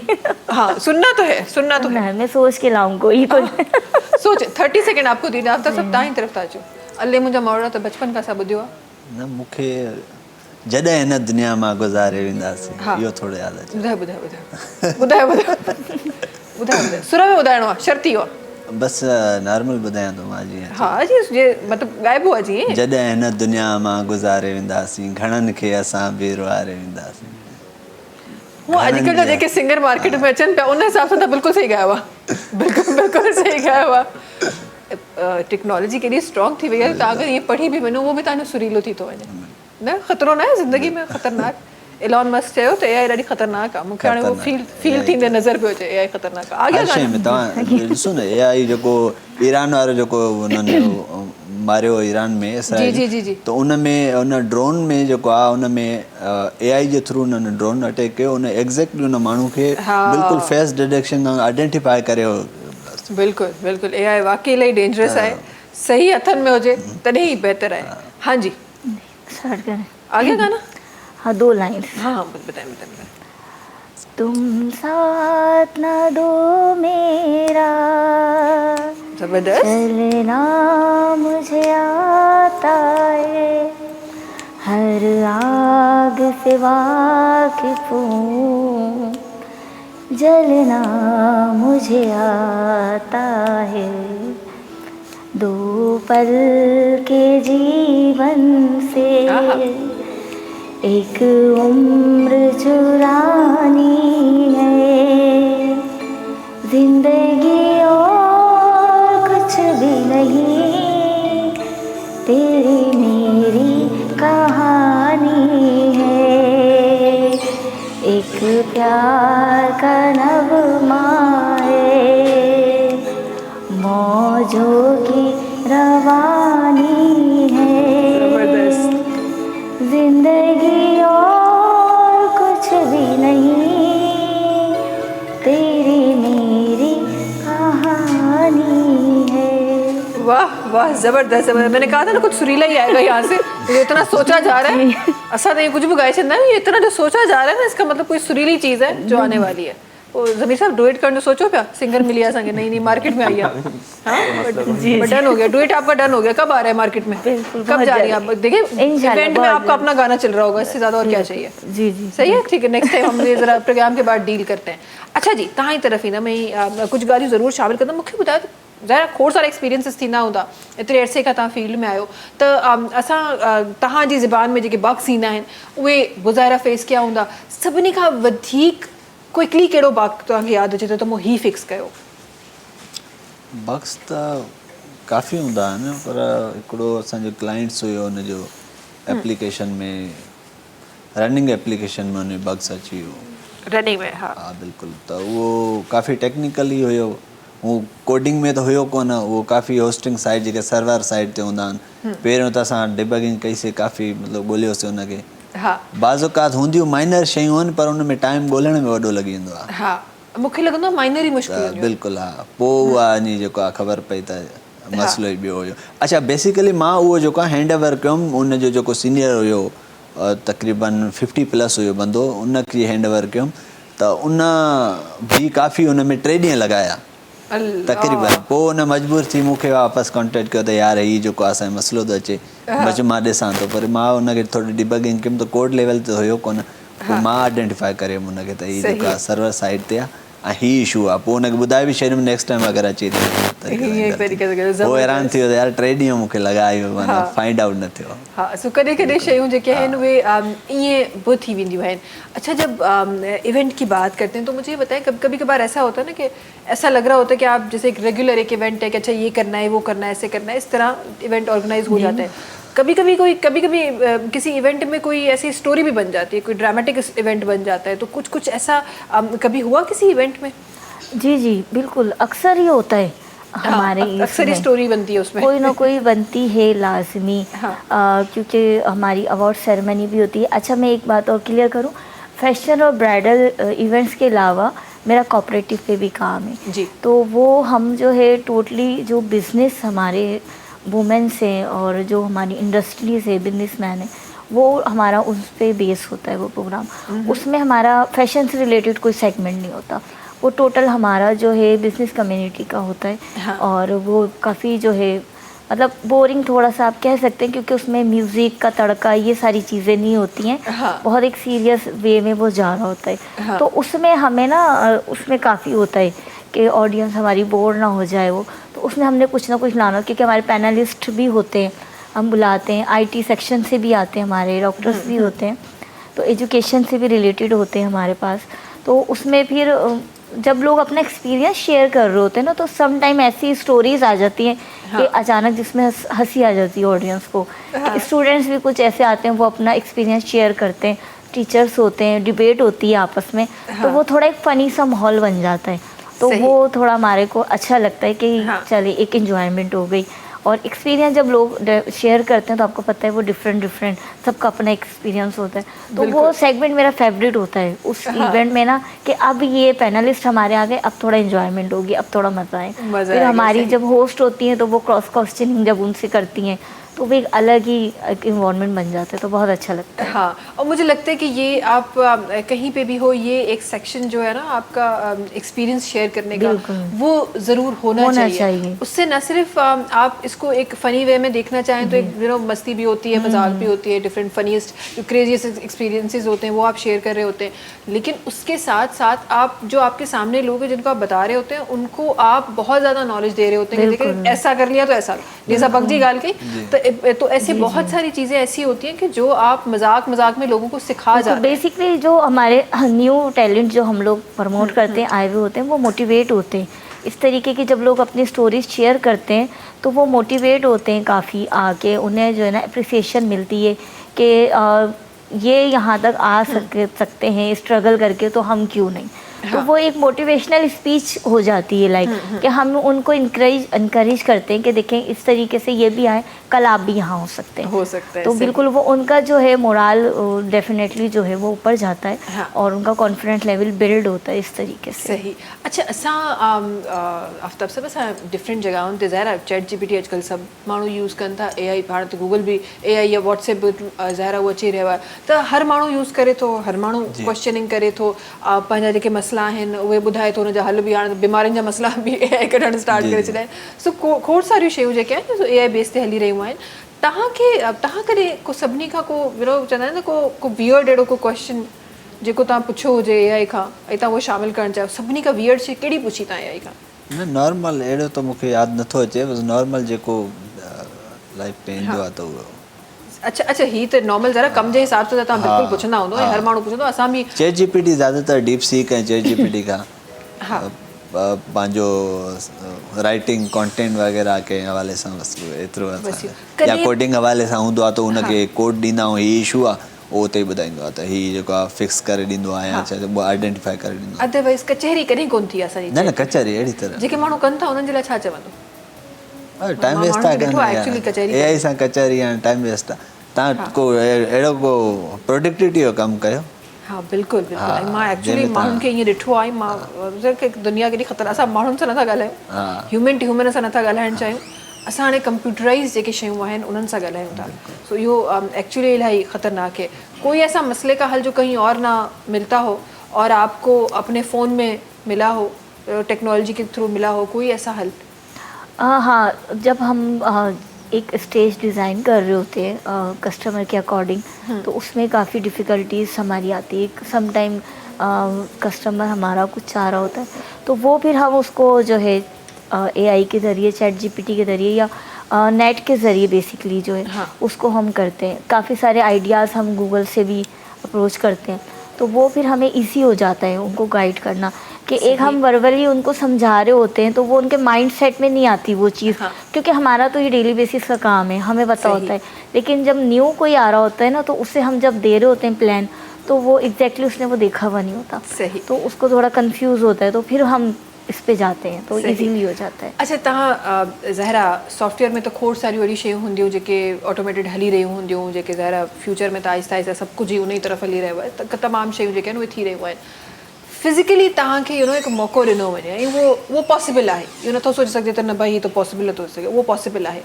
फिज़िकली कहिड़ी शइ ऑटोमेटेड त तव्हां खणी वेंदो फिज़िकली, सॉफ्टवेयर खां थोरो ॿाहिरि निकिरी, डेली रूटीन जी दुनिया में? डेली रूटीन जी दुनिया में छा अहिड़ी शइ हूंदी जेका तव्हां चयो त AI अची मुंहिंजो हे कमु करे वञे? लेट्स सपोज पाणी जो गिलास रोज़ सुबुह जो मूंखां थो थी पइजे, AI अची करे वञे, अहिड़ी कहिड़ी शइ हूंदी जेका त कराईंदो न? अच्छा, उहो AI अची असांजो करे वञे? हा, हूअं त इहे आहिनि बि सही, असांजो जीअं डेली ईमेल्स वग़ैरह ऐं स्केड्यूल वग़ैरह जेके हूंदा आहिनि। ये न त सॉफ्टवेयर में फाथल हो, फिज़िकली अचो, थोरो ॿाहिरि अचो सॉफ्टवेयर खां, फिज़िकली छा करे सघूं था? फिज़िकली त हाणे उहो त रोबोट कंदो, AI त हाँ, तो रोबोट भी तो AI जो एक ट्रांसफॉर्मेशन है ना जेका असांखे मिली आहे। रोबोट वग़ैरह आहे, तव्हां डेली रूटीन सुबुह जो तो छा कराईंदो? सुबुह जो नाश्तो जेके तव्हां तेल जी मालिश नाश्तो करे? वग़ैरह तव्हां जो नाश्तो ठाहे? हुनखां करायो, गाॾी वग़ैरह साफ़ करायो हा, तव्हां इन कम ऑफिस, हा इहे कम कम जे लाइ असांखे रोबोट खपे। फिर कमाल जी ॻाल्हि आहे उहा, नाश्ते जे लाइ बिल्कुलु। गाॾी जे लाइ असांखे AI जी हेल्प खपे, असांखे रोबोट जी हेल्प खपे, बसि दुनिया में ॿियो को कमु कोन्हे, ॿिया इहो सभिनी खां मुश्किल जेके कमु आहे। तव्हां डेली रूटीन जो जेको तव्हांजो कमु हा, आहे, so daily तव्हां routine उथो जो था, तव्हांजे तव्हां लाइ? कपिड़ा इस्त्री हुजनि, तव्हांजो नाश्तो तयारु हुजे, तव्हां गाॾी साफ़ आहे, तव्हां वञो था वरी ऑफिस में उते हरी असां कम वारे माण्हुनि जी इहा ई इज़त हूंदी आहे घर में, पोइ असां चवंदा आहियूं रोबोट ही अचे उहो ई करे, ॿियो केरु त असांखे करे ॾिए नथो। ऐसी कोई चीज़ आपकी तरफ आऊंगी कि जो आप यूं करें और हो जाए, वो कौन सी चीज़ होगी जो आप डेली रूटीन में आप बोलेंगे कि ये यार मुझसे नहीं होता, ये कोई और आके करके जाए मेरे लिए?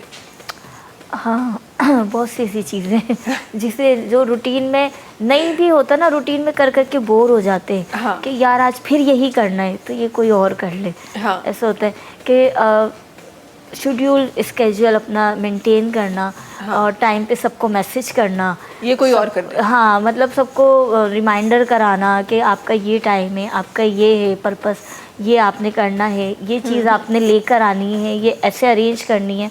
तो ये जो गाइडलाइन होती है ना, तो ये गाइड करते करते काफ़ी टाइम, तो कभी कभी ऐसा होता है कि यार ये कोई और कर दे, कोई और कर तो दे। आगे से क्वेश्चन आ रहे होते हैं ना, मतलब एक चीज़ सिंपल है, आगे से वो 4 क्वेश्चन और आ जाते, अच्छा यूँ नहीं यूँ करना है, यूँ नहीं, वो फिर आपको इरिटेशन हो जरूरत जाती है एक है। असिस्टेंट की?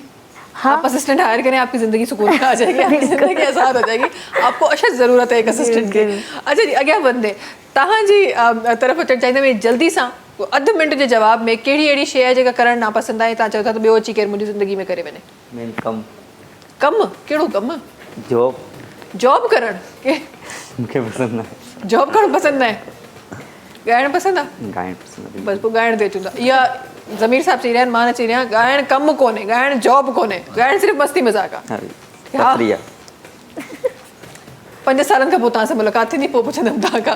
थैंक यू सो मच तव्हां सभिनी जो असां गॾु हुजण जे लाइ, प्रोग्राम में शामिलु थियण जे लाइ। आख़िर में जल्दी जल्दी ज़मीर साहब जो आवाज़ु इंशाल्लाह शामिलु करे रहिया आहियूं प्रोग्राम में। तव्हां सां मुलाक़ात इंशाल्लाह 2 ॾींहंनि खां पोइ थींदी। सूमर ते मिलंदासीं, कुझु ख़ैर ख़बरूं जेके आहिनि उहे पाण सां वंडींदासीं, कुझु प्यारियूं प्यारियूं ॻाल्हियूं इंशाल्लाह वंडींदासीं। ऐं दुआ कजो त जेका संडे जी प्रिडिक्शन आहे उहा सुठी साबित थिए, उहा ओड़ी साबित न थिए जहिड़ी असांजी प्रीवियस ॾींहंनि में शामिलु थी आहे। वॾी महिरबानी असां सां गॾु हुजण जे लाइ। आख़िर में शामिलु करे रहिया आहियूं ज़मीर साहब जो आवाज़ु। तव्हां सां मुलाक़ात मंडे ते थींदी, तेसि ताईं सभिनी खे ॾींदा इजाज़त। अल्लाह हाफ़िज़। हाँ जी। कंहिंसां ॻाल्हायूं सोहणा, ॻाल्हाइण वारो कोई कोन्हे, हथ हथ में ॾेई हलण वारो कोई कोन्हे।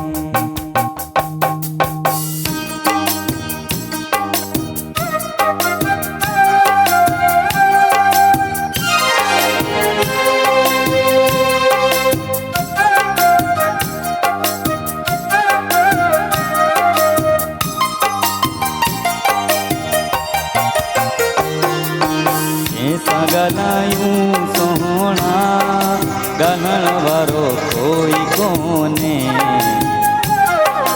हथ हथ में ॾेई हलण वारो कोई कोन्हे।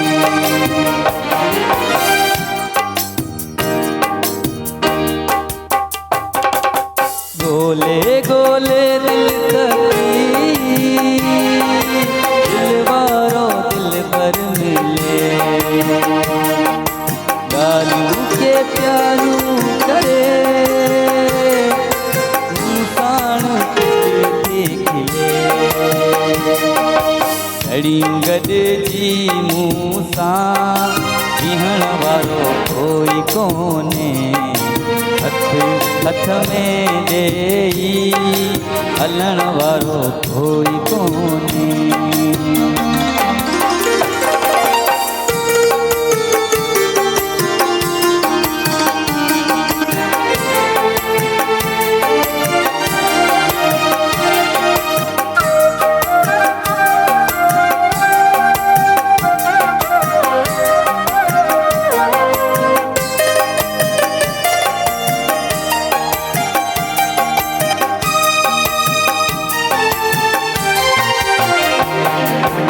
अहिड़ो को दिलबर हुजे, जहिड़ा मां जोड़ ॾिसां थो, रब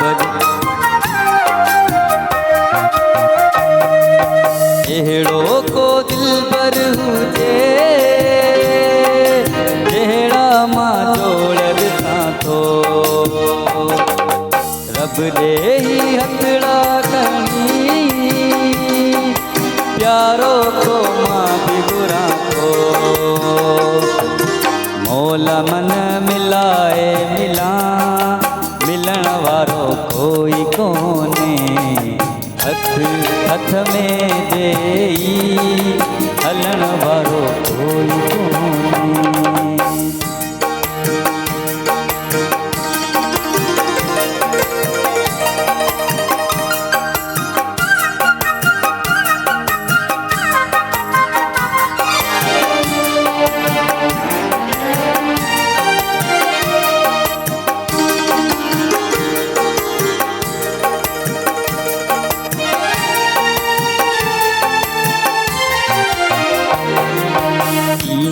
वींदे बीहंदो सोहणनि जी राहुनि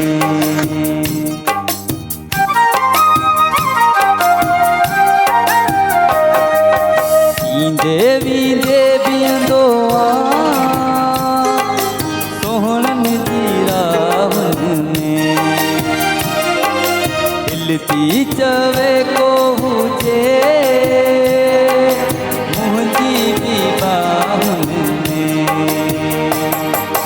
शाह मोहम्मद साहिते खिलण वारो कोई कोने हथ हथ में ॾेई हलण वारो कोई कोने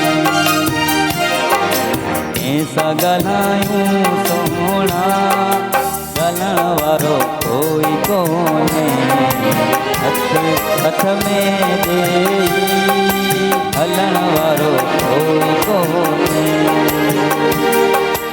सब्सक्राइब कयो असांजो official YouTube channel Sindh TV HD ऐं वधीक अपडेट लाइ बेल आइकन खे क्लिक करियो।